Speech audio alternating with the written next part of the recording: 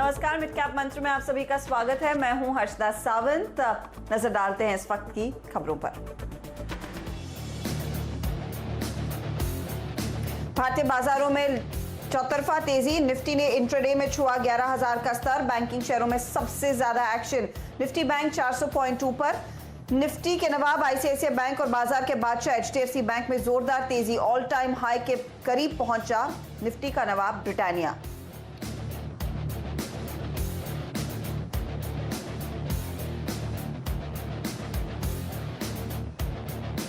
अच्छे नतीजों और मजबूत कमेंट्री के दम पर आज एचडीएफसी बैंक में 3.5% की दमदार तेजी। अनुमान से बेहतर रहा मुनाफा और आय। मैनेजमेंट कमेंट्री भी काफी मजबूत।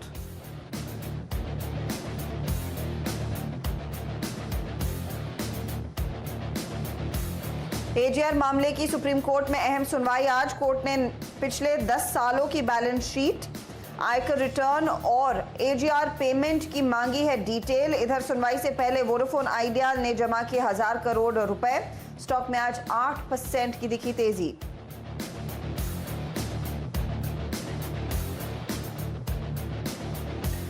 और इंश्योरेंस शेयरों में अच्छी रौनक। जीआईसी और न्यू इंडिया एश्योरेंस के स्टॉक्स में 6% से ज्यादा की बढ़त। एचडीएफसी लाइफ, आईसीआईसीआई लोम्बार्ड में भी दिखी जोरदार खरीदारी।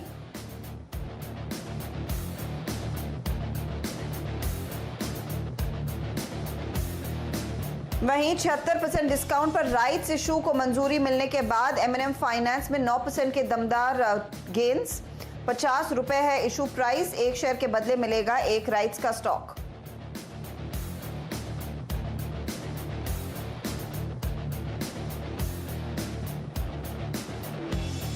और मार्केट के एक्शन पर नजर रखिए, जहां पर आज हमने देखा है चौतरफा तेजी देखने को मिली है। इस हफ्ते की शुरुआत बहुत मजबूती के साथ हुई। खुलने के साथ ही 11,000 के दर्शन हुए और उसके बाद हमने देखा है जो मोमेंटम है वो जारी है। भले ही हम इस समय इंडेक्स को 11,000 के ऊपर नहीं देखेंगे, लेकिन वहां से ज्यादा दूरी नहीं है, सिर्फ 25 पॉइंट ही दूर है हम 11,000 के लेवल पर। दूसरी तरफ निफ्टी बैंक आज पूरी तेजी में दिखाई दिया है। 450 अंकों से ज्यादा का उछाल इसने इंट्राडे में दिखाया। इस समय आप गौर करेंगे तो 22,377 के आसपास ट्रेड्स देखने को मिले हैं। तो निजी बैंकों की अगुवाई में आज के दिन ये तेजी साफ तौर से बनी है। आपके लिए हाइलाइट्स लेकर आते हैं अब तक के। तो 11,000 के आसपास ही इस समय निफ्टी कारोबार कर रहा है। हफ्ते की बहुत ही शुभ शुरुआत हुई है।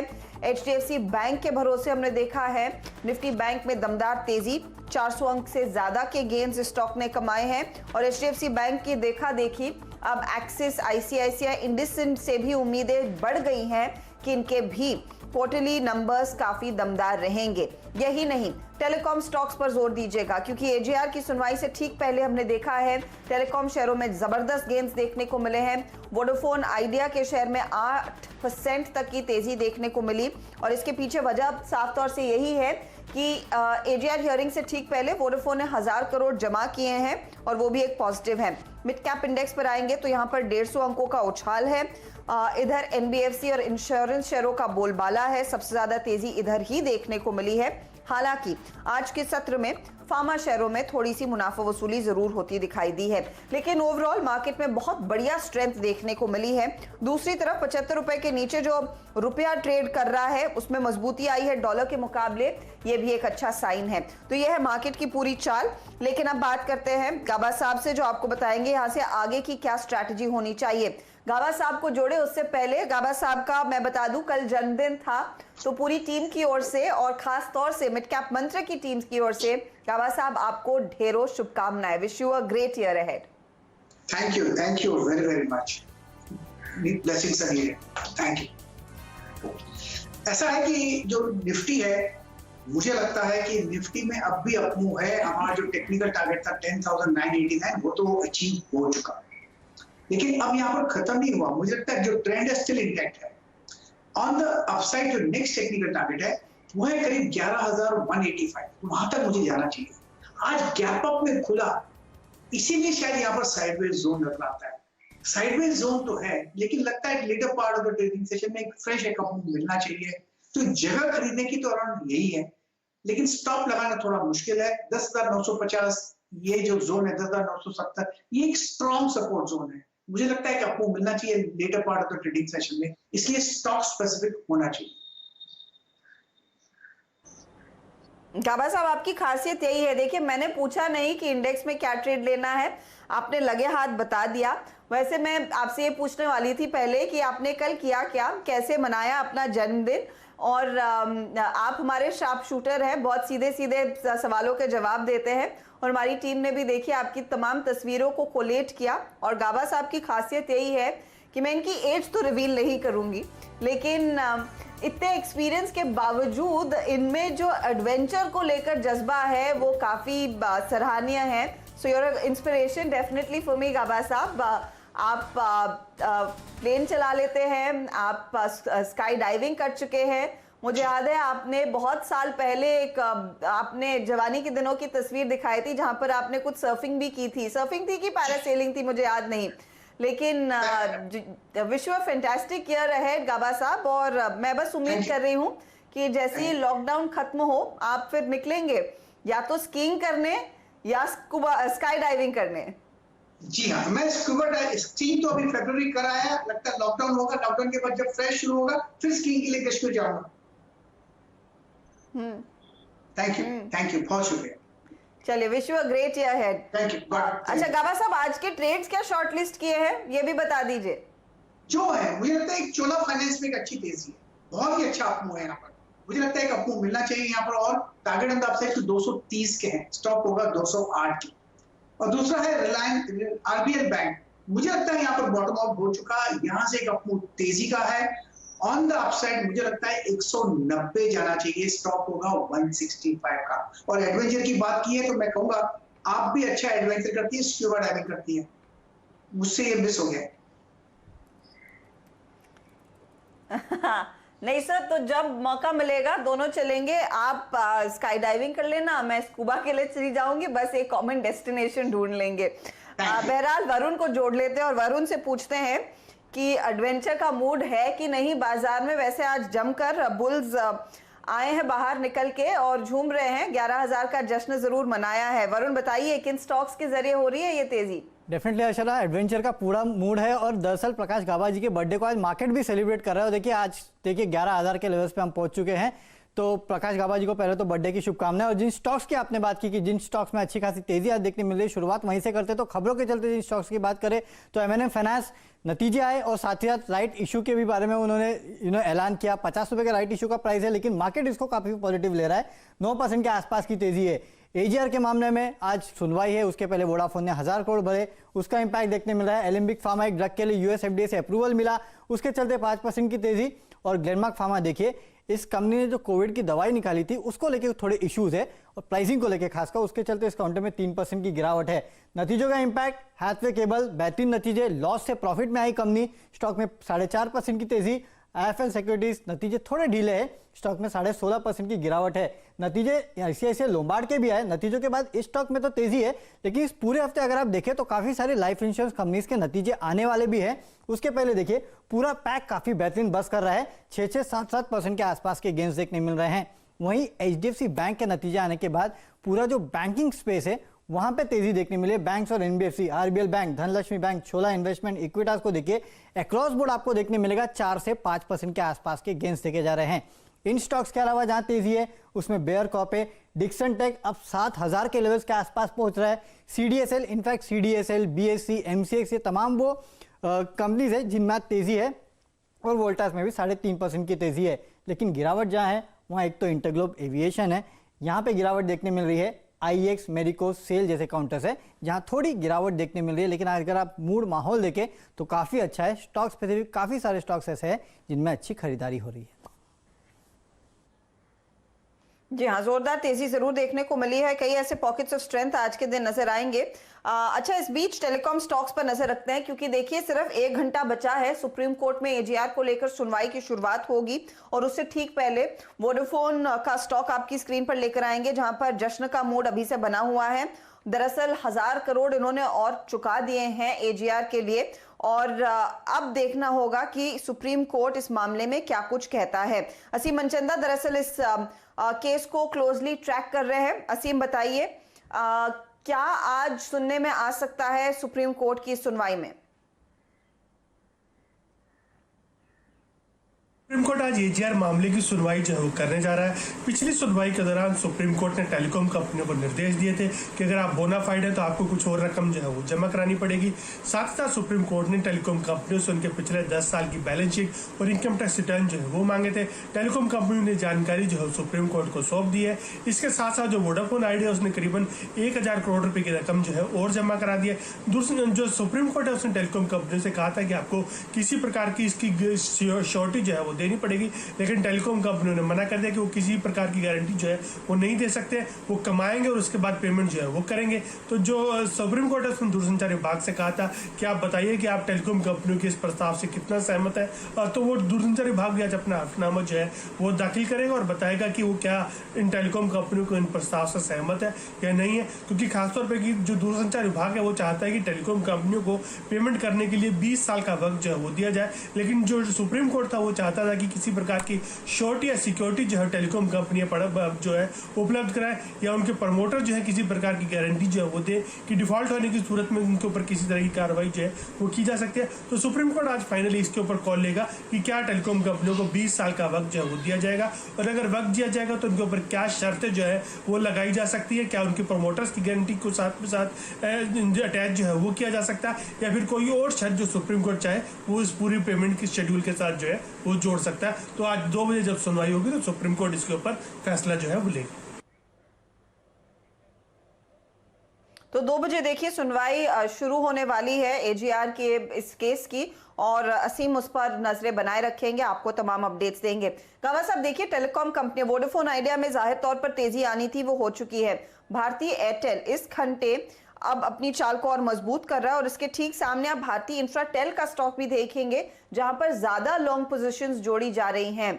क्या इस समय मौका है या तो इंफ्राटेल या एयरटेल में नई तेजी केस की सुनवाई के ठीक 1 घंटे पहले करने की? भारतीय एयरटेल की बात करें तो मुझे लगता है बाई मोड पर तो है। ऑन द अपसाइड करीब 590 का एक जोन नजर आता है, टारगेट स्टॉप होगा 560 568 का। रही बात भारतीय इंफ्राटेल की, ये भी एक बाई जोन पर है। मुझे लगता है इसका स्टॉप होना चाहिए 200 रुपए के करीब। ऑन द अपसाइड जो टारगेट है करीब 215 पे है। तो दोनों में ही बैठ है, लेकिन अगर दोनों में से मुझे एक चुनना है तो भारतीय एयरटेल चुनना। ओके, तो भारतीय एयरटेल के साथ जाइए। जो भी राहत मिलती है, इफ एट ऑल राहत आती है, तो एयरटेल के लिए एक बड़ा बूस्ट रहेगा। दूसरी तरफ याद रखिएगा, एयरटेल ने कह दिया है कि जो भी बकाया था उनकी कैलकुलेशन के हिसाब से उन्होंने चुका दिया है, लेकिन जो डिमांड है उससे ज्यादा की थी। अब देखते हैं इस बात पर भी सुप्रीम कोर्ट फाइनल कॉल क्या लेता है। चलिए अब बात करते हैं इंश्योरेंस कंपनियों की। इंश्योरेंस कंपनियों में बड़ा फ्लेवर देखने को मिला है। नंबर्स आने वाले हैं ढेर सारे। कल लगभग 3 कंपनियों के नतीजे आएंगे, जिसमें SBI लाइफ है, ICICI प्रू है और HDFC लाइफ शामिल है। याद रखिएगा, over the weekend ICICI Lombard के नंबर्स आए और प्रदर्शन अच्छा था। सुमित ने नंबर क्रंचिंग की है। सुमित बताइए, कैसी रह सकती है ये तिमाही इन तीनों कंपनियों के लिए? देखिए, ये तो अच्छी चीज़ है कि एक ही साथ तीनों कंपनीज के नंबर्स आ रहे हैं, तो कंपैरिजन करना काफ़ी आसान रहेगा। आपकी स्क्रीन पे एक ही प्लेट चलेगी जिसमें तीनों के आंकड़े आपके समक्ष होंगे, और सीक्वेंशियल कंपैरिजन ज़्यादा बेटर है क्योंकि इन कंपनीज का जो कारोबार है वो पिछली तिमाही के मुकाबले ज़्यादा अच्छा असेसमेंट हो सकता है। सीक्वेंशियल बेसिस पर अगर देखें तो सबसे बेहतरीन मुनाफे की ग्रोथ आपको दिखाई पड़ेगी ICICI प्रूडेंशियल के केस में। करीब 38% की ग्रोथ की बात यहाँ पर आ रही है नंबर्स के लिहाज से। HDFC लाइफ जो कि 2-2.5% की डिक्लाइन की बात कर रहा है सीक्वेंशियल बेसिस पे, और SBI लाइफ के केस में करीब 30% का एक डिक्लाइन दिखा सकता है। लेकिन अगर इनकी प्रीमियम आय की बात करें तो वहां पर ऑलमोस्ट सेम साइड ट्रेंड आपको दिखाई पड़ेगा। तीनों में डिक्लाइन है क्योंकि प्रीमियम के जो नंबर्स आए थे मंथली बेसिस पर, वहां पर भी नंबर्स में थोड़ा ढीला ही आंकड़ा आता हुआ दिखाई पड़ा। तो ऑन एन एवरेज करीब 50% का डिक्लाइन तीनों के प्रीमियम आय के अंदर गिरावट देखने को मिलेगी। जो एक क्रूशियल रहता है इस पूरे ही स्पेस के लिए वो होता है VNB मार्जिन, जो न्यू बिजनेस का मार्जिन होता है। अगर VNB मार्जिन के लिहाज से देखा जाए तो ICICI प्रूडेंशियल और SBI लाइफ थोड़ा बेटर परफॉर्म कर सकता है HDFC लाइफ के कंपेरिजन में। तो ओवरऑल अगर इन तीनों नंबर्स को ही कंपेयर कंपेयर करेंगे तो सबसे बेहतर नंबर आएंगे आईसीआईसीआई प्रूडेंशियल के, जो कि मार्केट एनालिस्ट मान रहा है। सेकंड नंबर पे सबसे बेहतर नंबर आते हुए दिखाई पड़ेंगे आपको एचडीएफसी लाइफ के, और थर्ड नंबर पे जो नंबर्स आएंगे वो आएंगे एसबीआई लाइफ के। लेकिन आप ये चीज ध्यान रखें कि एक बड़ा मूव जो है वो एचडीएफसी लाइफ जैसे स्टॉक्स के अंदर आ चुका है, 630 इसके आसपास ये शेयर पहुंच चुका है लोअर लेवल से, तो मूवमेंट के अकॉर्डिंग ही आप इसमें रणनीति बनाए। लेकिन नंबर के ऑर्डर में आईसीआईसीआई प्रूडेंशियल, एचडीएफसी लाइफ और एसबीआई लाइफ, ये ऑर्डर आपके सामने होगा अच्छे नंबर्स के कगार पे।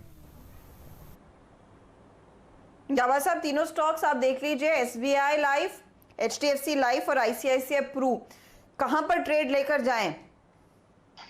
एसबीआई लाइफ तो नहीं, अवॉइड कर लेना चाहिए। रही बात एचडीएफसी लाइफ, मेरे ख्याल से एचडीएफसी लाइफ जो है यहाँ पर थोड़ा ट्रेड रिस्की बनता है। आईसीआईसीआई प्रू मैं देख लेता हूं और यहाँ पर शायद एक ट्रेड बनता हो, पॉसिबल है, लेकिन यहाँ पर भी नहीं बनता है। अगर दोनों में से लेना है तो मुझे लगता है एचडीएफसी लाइफ तीनों में से एक सही बेट होगा शायद यहाँ पर, क्योंकि लगता है कि सपोर्ट के आसपास ही ये स्टॉक होना चाहिए, करीब 6.5 का, ऑन द अपसाइड शायद 640 का। बाई मोड पर तो है तीनों ही स्टॉक। जी हाँ, बाय मोड पर है। और एचडीएफसी लाइफ में आज सुबह से काफी चर्चा हुई है, वहीं पर आप लॉन्ग जोड़कर चले। 640 का टारगेट याद रखिएगा। यहाँ पर जो ओपन इंटरेस्ट है वो सबसे ज्यादा बड़ा है तीनों कंपनियों में, 3.5% का ओआई जोड़कर इस समय ये स्टॉक चल रहा है, तो उस पर आप ध्यान दीजिएगा। अच्छा, इस बीच सागर सीमेंट आ चुका है अपर सर्किट पर, 20% का अपर सर्किट लग गया है। कुछ ही देर पहले आपको याद होगा यतिन ने खबर ब्रेक की थी कि यहाँ पर प्रोमोटर्स लेने वाले हैं इस पर्टिकुलर यहाँ पर कन्वर्जन के जरिए अपनी हिस्सेदारी बढ़ाएंगे, और उस खबर का इम्पैक्ट दरअसल अब स्क्रीन पर आ चुका है। करीब 20% तक का अपर सर्किट कुछ ही देर पहले लगा, अब 15% प्रोमोटर्स वारंट के कन्वर्जन के जरिए यहाँ पर हम देखेंगे तगड़ी तेजी बनती हुई इसी खबर के चलते देखने को मिली है। चलिए, वक्त हो रहा है एक छोटे से ब्रेक का। गावा साहब ने कहा है कि एचडीएफसी पहली पसंद होनी चाहिए, यानी कि एचडीएफसी लाइफ, उस पर आप ध्यान दीजिए। चलिए लेंगे एक ब्रेक। ब्रेक के बाद एक और बड़ी खबर रोहन के जरिए हम आपके सामने पेश करेंगे, और ये आएगी एयरपोर्ट बिजनेस को लेकर बड़े पैमाने पर तैयारी चल रही है कि कुछ और एयरपोर्ट्स का निजीकरण होगा। इस पर आगे डिटेल्स ब्रेक के बाद।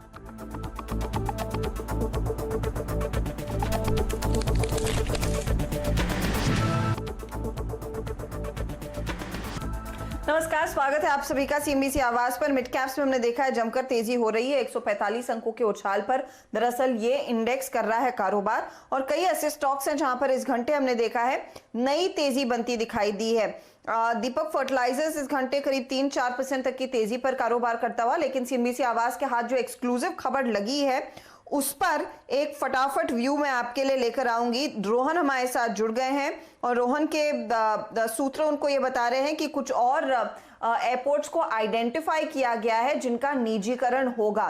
रोहन, बताइए कौन से एयरपोर्ट्स हैं और कब तक ये प्रक्रिया शुरू होने वाली है? जी, ये दूसरा चरण है एयरपोर्ट प्राइवेटाइजेशन का, और इसकी जो घोषणा थी वो आत्मनिर्भर भारत पैकेज में भी आपको याद होगा कि उन्होंने कही गई थी। अब जो इसमें डेवलपमेंट हुआ है कि कैबिनेट नोट इसके लिए तैयार किया जा चुका है, और जो सूत्र हमें बता रहे हैं कि अगले 2 हफ्ते के अंदर इस नोट को कैबिनेट के सामने पेश कर दिया जाएगा। ये जो एयरपोर्ट्स हैं अमृतसर, वाराणसी, भुवनेश्वर, इंदौर, रायपुर और त्रिची हवाई अड्डे हैं, जिनको की पब्लिक प्राइवेट पार्टनरशिप के तहत डेवलप किया जाएगा। इसका जो प्रबंधन होगा वो निजी हाथों में दिया जाएगा। इससे पहले भी पिछले साल सरकार 6 हवाई अड्डों का निजीकरण कर चुकी है, लेकिन उसमें कुछ हालांकि हैंडओवर देना बाकी है। लेकिन ये एक नया पैकेज है, एक नया ट्रांस को की डेवलप किया जाएगा, और अगले 15 दिनों में इस काम को तेजी के तहत लाया जाएगा। और इसके बाद एक बार कैबिनेट की मंजूरी मिल जाती है, उसके बाद इसका टेंडर जारी किया जाएगा, और जो कंपनीज हैं, जो एविएशन से जुड़ी कंपनी है, जो एयरपोर्ट मैनेजमेंट से जुड़ी कंपनी है, वो इसमें पार्टिसिपेट कर पाएंगी, और उसके बाद इसे हैंडओवर दिया जाएगा उन कंपनियों को लेकर। तो सरकार का 3 महीने का डेडलाइन था, जो खुद प्रधानमंत्री ने 1 मई को मीटिंग की थी, इसमें रिव्यू किया था और कहा था कि आप प्राइवेटाइजेशन को 3 महीने में कंप्लीट कीजिए। उसमें से 1.5 से 2 महीने के लगभग हो चुके हैं, अब हमारे पास 1 महीने का वक्त बचा है। तो अब जो है सिविल एविएशन मिनिस्ट्री इस पूरे काम को तेज कर रही है, और इसीलिए कैबिनेट नोट को तैयार किया जा चुका है और उसको सर्कुलेट भी किया जा चुका है। शुक्रिया रोहन। तो 6 और हवाई अड्डों के निजीकरण की प्रक्रिया शुरू हो चुकी है। 15 दिनों में कैबिनेट के सामने ये मामला पूरा पेश किया जाएगा, और 3 महीने के अंदर फिर ये प्रोसेस फिर शुरू करती हुई दिखाई देगी। 2 कंपनियों पर ध्यान दीजिए।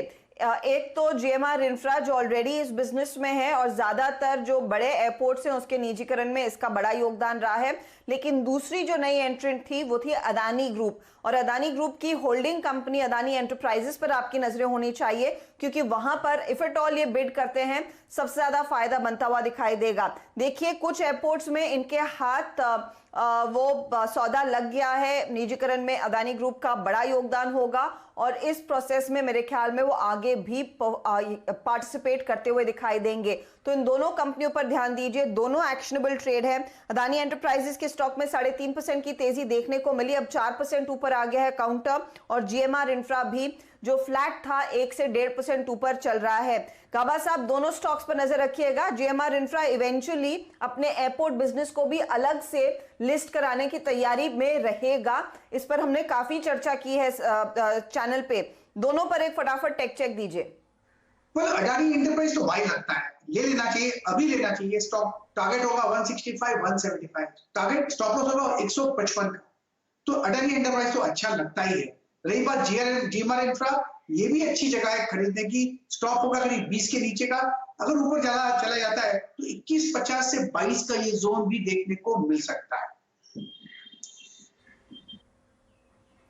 तो 21.50 से 22 तक के टारगेट के लिए GMR इंफ्रा में एक अपॉर्चुनिटी ट्रेड की, और अदानी एंटरप्राइजेस में भी 165 के लिए एक अपॉर्चुनिटी ट्रेड की साफ तौर से बनती हुई दिखाई दे रही है। मोमेंटम ट्रेड है, आगे भी इसमें तेजी देखने को मिलेगी। इन्हीं पर आप ध्यान दें, इंदौर, रायपुर, त्रिची, भुवनेश्वर जैसे एयरपोर्ट्स आगे निजीकरण के लिए इनके नाम आए हैं, और जाहिर तौर पर इन दोनों कंपनियों में से किसी ना किसी का पार्टिसिपेशन डेफिनेटली देखने को मिलेगा। इसीलिए इन स्टॉक्स पर हमारी नजरें हैं, ट्रेड का मौका है, उस पर आपकी नजरें होनी चाहिए। फटाफट वक्त हो रहा है ब्रेक का, लेकिन ब्रेक में जाते जाते खिलाड़ी नंबर 1 के रिटर्न्स आपकी स्क्रीन पर लेकर आएंगे। देखिए 3 जानकार हमारे साथ इस हफ्ते जुड़े हैं, अजीत मिश्रा, मानस जायसवाल और कुणाल शाह, और तीनों के बीच जो मुकाबला है वो डिसेंट चल रहा है। मेरे ख्याल में मानस और अजीत के बीच लगभग एक टाई था 2.5% तक का, लेकिन मानस के रिटर्न्स अब 5% से ऊपर के हो गए हैं, तो वो लीडरशिप पोजीशन में है। 5% के रिटर्न्स अजीत मिश्रा के, और कुणाल शाह के रिटर्न्स भी 4%। तो कांटे की टक्कर तीनों में चल रही है, और बहुत ही दिलचस्प मुकाबला की शुरुआत हुई है इस हफ्ते। तो पूरे हफ्ते आप देखेंगे ये किस तरह के ट्रेड्स दिखाते हैं और कितना फायदा कमाते हैं, आगे इन पर आपकी नजरें होनी चाहिए। चलिए हम लेंगे एक छोटा सा ब्रेक। ब्रेक के बाद बात होगी नोया कंपनी में मार्केट की, और साथ ही साथ कुछ और स्टॉक्स की। आप बने रहें CNBC आवाज पर।